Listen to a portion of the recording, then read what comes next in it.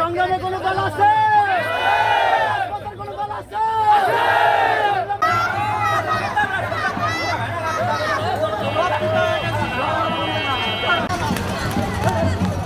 আমি এই একাদশ জাতীয় সংসদ নির্বাচনে আমরা আশা করি মাদারীপুর ১ এবং ২, ৩ এই ৩টা আসনে বেগম খালেদা জিয়া এবং তারেক রহমানকে উপহার দিতে পারবো। আজকে মানুষ স্বতঃস্ফূর্তভাবে নেমে এসছে।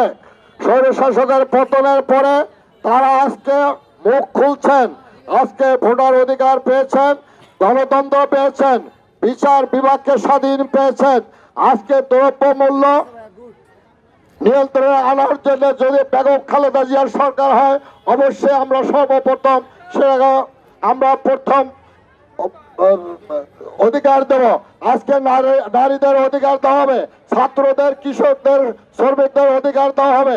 আমরা ৩১ দফা বাস্তবায়নের মধ্যে স্পষ্ট বলা আছে।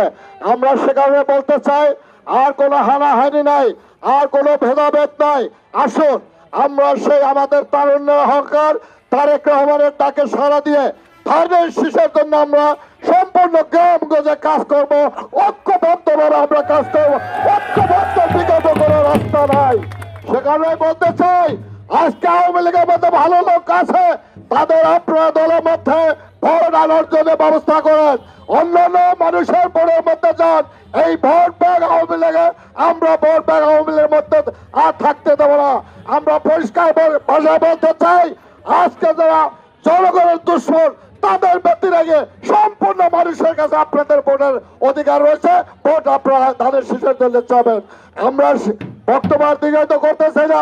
আমি জানি আপনারা ক্লান্ত, তারপরও আপনাদের আমি একটু সর্বশেষ অনুরোধ করব যে আজকে এই ধানের শেষ যদি বিজয়ী হতে পারে, বেগম খালেদা জিয়া যদি সরকার গঠন করতে পারে, মাদারীপুরে উন্নয়ন হবে, রাজের উন্নয়ন হবে, কালকিনিতে ডাসারে উন্নয়ন হবে, শিবচরে উন্নয়ন হবে। নচেত কিন্তু আমরা প্রতিনিধি না দিতে পারলে আমাদের এই অঞ্চলে কিন্তু উন্নয়নের ছোঁয়া পাবে না। সেই বিগত দিনে মানুষের আজকের অধিকার ছিল না, উন্নয়ন ছিল না, কতিপয় লোকের আঙ্গুল ফুলে কলা গাছ হয়েছে। আমরা সেই আঙ্গুল ফুলে কলা গাছ যেন কেউ না হয় সেদিকে আমাদের নজর রাখতে হবে। দলের মধ্যে নেশাখোর থাকতে পারবে না, দলের মধ্যে চাঁদাবাজ থাকতে পারবে না, দলের মধ্যে দুর্নীতি থাকতে পারবে না, দলের মধ্যে স্পষ্ট বক্তব্য কোন প্রকারে মাদক ব্যবসায়ী থাকতে পারবে না। আপনারা সেটা মাথায় রেখে তারুণ্যের অহংকার তারেক রহমান যে কথা বলেছেন সেই ধানের শীষে ভোট দেওয়ার জন্য আহ্বান রেখে